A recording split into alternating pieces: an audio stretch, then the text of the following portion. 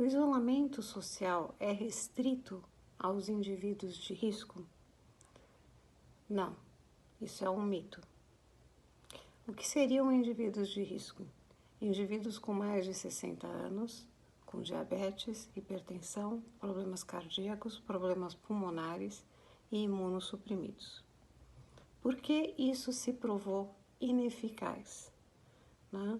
Isso se provou ineficaz porque foi implantado em alguns países, como a Holanda, Reino Unido e nos Estados Unidos, no começo desta pandemia, nestes lugares, nestes países.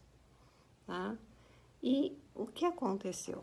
O que se esperava? Se esperava que os indivíduos jovens pudessem manter a economia funcionando, enquanto os de risco ficariam protegidos.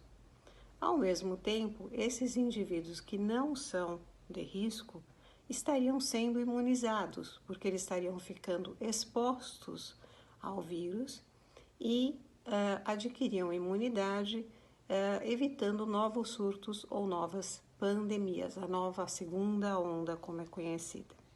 Isso não deu certo, tá? Por quê? Porque os indivíduos jovens, ativos, que se contaminavam, não ficavam doentes, acabavam contaminando os indivíduos. Em relação à segunda afirmação, a máscara deve ser usada somente por indivíduos com sintomas de gripe e de risco para a Covid-19? Não, absolutamente não. Isso é um mito. Os portadores assintomáticos, eles transmitem a doença, tá? Vamos lembrar que são os portadores assintomáticos, ou seja, as pessoas que não têm sintomas, mas que entraram em contato, que têm o vírus, que são responsáveis por 2/3 das infecções, ou seja, mais da metade.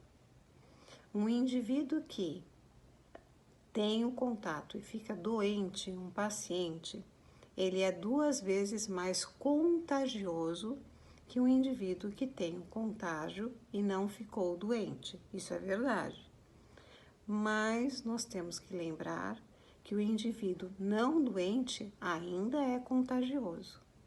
E ele é 6 vezes mais numeroso, esse grupo sem doença, mas que tem a possibilidade de transmissão, é 6 vezes mais numeroso do que o grupo que tem a doença. Em relação à terceira afirmação, lavar as mãos e passar álcool gel é suficiente para minha proteção física? Não, né? Obviamente que não. O passar álcool gel, primeiro que a gente tem que esclarecer que ele é feito principalmente nos ambientes sociais em que eu não tenho a possibilidade de lavar as mãos. Em casa, lavar as mãos já é suficiente. Lavar as mãos significa lavar realmente as mãos entre os vãos dos dedos, como os cirurgiões fazem antes de entrar no centro cirúrgico e que demora em torno de 20 segundos.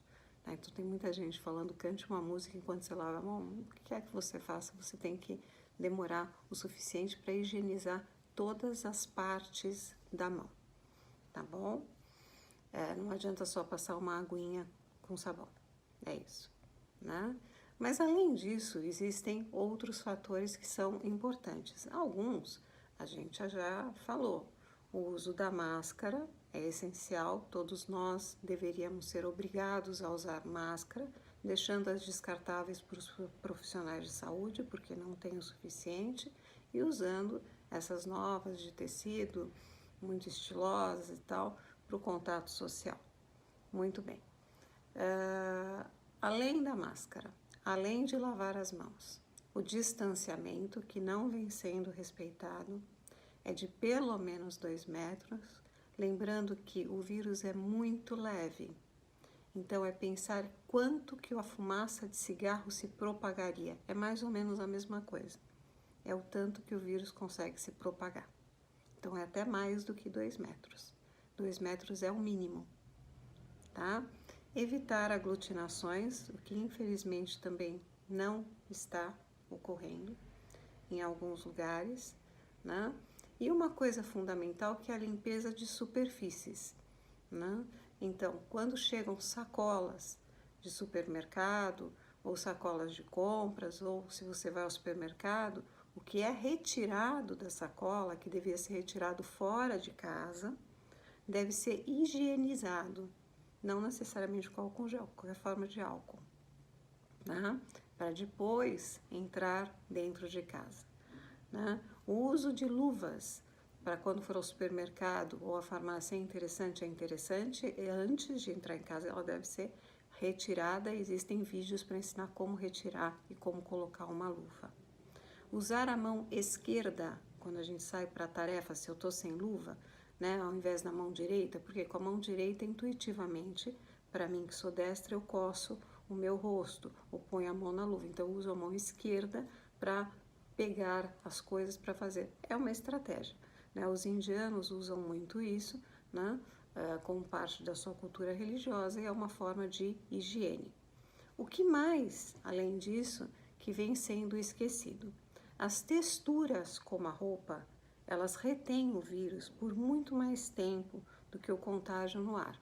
Então, assim que eu chego em casa, se eu fui obrigada a sair, ou se eu tenho que sair por uma questão da minha profissão, eu tenho que tirar esta roupa. Essa roupa não entra em casa e ela vai ser lavada separada. O mesmo se aplica para os sapatos, que têm que ser higienizados, tá? Para as bolsas, celular, tire a capinha, higienize, né? E, finalmente, lembrar que o vírus fica mais tempo em acessórios, tá? Então, não tem como higienizar a mão com aliança. Então, tirem os acessórios para sair de casa, é metal, ele retém o vírus por até 3 horas ou mais. Então, a gente deve tirar acessórios, sim, quando tem que sair, tá? E cabelo e barba. O cabelo deve ser preso, porque fica mais tempo no cabelo, e, se possível, a retirada da barba, tá? Isso é um cuidado que não tem sido feito, são coisas que a gente esquece e é importante lembrar. Bom, em relação às doenças neurológicas, pacientes com doenças neurológicas devem ficar em casa, mesmo em caso de emergência? Não, absolutamente não. Vamos lembrar que os hospitais, os bons hospitais, têm tentado criar áreas para tratamento de Covid que fiquem separadas e os profissionais não devem transitar entre as áreas. Obviamente, isso cria um isolamento, né? Mesmo assim, não é o melhor lugar para se estar agora, num hospital. Mas nas urgências e emergências neurológicas, o paciente neurológico deve sim procurar, tá? Por quê? Porque quando se fala em índice de mortalidade pelo Covid, nós não estamos falando só dos pacientes que morreram porque foram contaminados e tiveram quadros respiratórios. Nós estamos falando também daqueles que tiveram, por exemplo, um quadro neurológico ou qualquer outro quadro grave e não foram procurar o hospital e morreram, tá bom? Isso tem acontecido ao redor do mundo, né? Em alguns casos, porque os hospitais não podem mais atender, em outros, porque os pacientes não vão realmente procurar porque têm medo. Bom, pacientes com doenças neurológicas são indivíduos de maior risco para o Covid-19? Risco para a infecção com o Covid-19? Ou seja, eles seriam mais predispostos? Não, de um modo geral, não. Tá? Então, as doenças neurológicas não deixam o indivíduo imunossuprimido. Essa é a pergunta. Entretanto, existe um grupo de pacientes com doenças neurológicas que requerem o uso de um imunossupressor para o tratamento.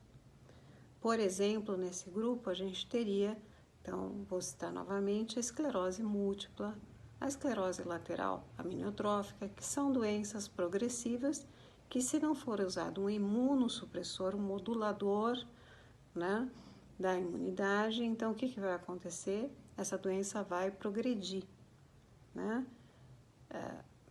Uma progressão que muitas vezes é fatal. Então, o imunossupressor é altamente necessário. Ao mesmo tempo, pode haver, não necessariamente há, mas pode haver uma diminuição da imunidade. Né? Neste contexto, esse indivíduo fica mais predisposto à infecção e a infecções que podem ser banais para outras pessoas e que podem ser fatais para este indivíduo. Bom, em relação à afirmativa número 6, pacientes com doenças neurológicas sempre irão piorar seu quadro clínico com Covid-19? Sempre não, tá? Então, sempre não. Uma boa parte das doenças neurológicas, aliás, não irá piorar na infecção pelo Covid-19, a maior parte delas. Existe um grupo, novamente, toda regra tem exceções e aqui não há diferença, existe um grupo que piora com as infecções, tá? O quadro neurológico piora. Não estou falando que eles vão piorar, se eles tiverem, eles vão ter uma infecção pelo Covid que é fatal, não é isso. O quadro neurológico piora frente a um quadro infeccioso, qualquer quadro infeccioso, tá? E este é um deles, tá? Bom, em relação à afirmativa número 7, os pacientes com depressão e ansiedade com certeza irão piorar seus sintomas com o risco do Covid e o distanciamento social. Eles podem piorar, né? Em especial indivíduos não tratados ou não adequadamente tratados ou que estejam em tratamento, mas não tenham ainda alcançado a remissão dos seus sintomas ou dos seus sintomas mais importantes. Esses tendem com certeza a se agravar, né? Pode ainda haver, mesmo em indivíduos estáveis, a recorrência de alguns quadros que já estão controlados. Vamos entender como isso funciona, tá? Para diferentes indivíduos. A pandemia é um fato, o distanciamento físico é um fato, uma parte da população será contaminada, todos nós sabemos, né? E uma pequena parcela, então, terá um desfecho muito mais grave. Como cada um de nós olha e reage para esse fato, é que varia, é o que determina o desfecho. Pacientes ansiosos, né, que têm esse traço ansioso, podem reagir de uma outra forma, criando um pensamento catastrófico, né, e antecipatório. Bom, em relação à afirmativa número 8, as crianças com autismo e TDAH irão ter alteração no comportamento com o distanciamento social? As mães que têm crianças com TDAH e autismo não precisam de mim nesse momento para responder, né? Então, na maior parte, sim. Vamos lembrar que o tratamento para essas crianças, né, o transtorno do espectro autista e do TDAH, ele é farmacológico, mas ele também é, em grande parte, comportamental, né? Então, essas crianças, elas precisam da rotina, elas precisam da disciplina, elas precisam de organizadores externos. Na realidade, todos nós precisamos, né? Como que nós podemos ajudar essas mães e essas crianças neste momento? E não só as crianças, mas existem adultos com TDAH. Tentem manter a rotina, por mais difícil que seja. Se não for possível mantê-la na íntegra, o que não é, tentem manter os marcos do dia, tá? As suas rotinas, a disciplina, lugar de estudo, lugar de brincar, o horário de almoçar, o horário de dormir. No início, todos nós ficamos desorganizados. Bom, em relação à afirmativa número 9, nenhuma piora de sintomas psiquiátricos justifica que o paciente tenha que ir a um hospital? Não, né? Então, isso vem talvez de uma ideia de um preconceito, talvez uma ideia preconcebida, de que os quadros psiquiátricos não são tão graves quanto os quadros neurológicos ou cardiológicos ou qualquer outro quadro. A gente já sabe que não é assim. Vamos lembrar que os hospitais psiquiátricos, eles não estão recebendo os pacientes com Covid. Mesmo os pacientes psiquiátricos que têm a infecção, eles são conduzidos, antes de tudo, para um hospital com outras características. Então, de uma certa forma, há uma preservação, então não há necessidade de tanto medo, né? E existem quadros psiquiátricos bastante graves que demandam, sim, o atendimento emergencial. Os quadros psicóticos muitas vezes não podem ser controlados em casa, né? As tentativas de suicídio, né? Antes que elas se concretizem. Então, também é uma abordagem emergencial, tá certo? Quadros de mania com exacerbação, né, que podem evoluir para surtos psicóticos, também é um momento em que há necessidade de talvez até não só uma abordagem aguda, mas a internação do paciente. E nós temos que lembrar que o que deve mandar é o quadro mais proeminente. Se for o psiquiátrico, ele deve ser tratado. Se for o neurológico, ele deve ser tratado, tá? Então, o não ir para o hospital é uma verdade, não ir para as clínicas, não ir para os laboratórios, é uma verdade no contexto de doenças crônicas que possam esperar 1, 2 meses, né? Isso deveria ser uma regra, né? Então, muitos pacientes vêm procurando os ambulatórios ou os consultórios por questões que são crônicas ou questões que demandem tratamento, mas que pode ser visto daqui a 1, 2 meses. Isso não deveria estar acontecendo. Mas questões emergenciais, como as que eu citei, tanto neurológicas como psiquiátricas, demandam sim um atendimento imediato. Não só pela piora da morbidade, né, como piora da mortalidade. A gente pode ter um aumento da mortalidade e isso a gente não quer. Bom, finalizando, eu gostaria de parabenizar a Axé por essa iniciativa dos cuidados com a vida, né, trazendo informação médica especializada para os pacientes, para a população em geral, e lembrar que não existe cuidado maior com a vida nesse momento do que ficar em casa.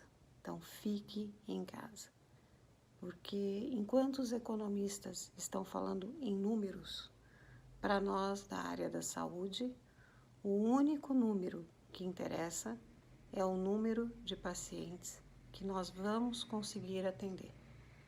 E, infelizmente, se isso não for respeitado do ficar em casa, o número de pacientes que nós não conseguiremos atender, tá bom? Então, fique em casa. Muito obrigada.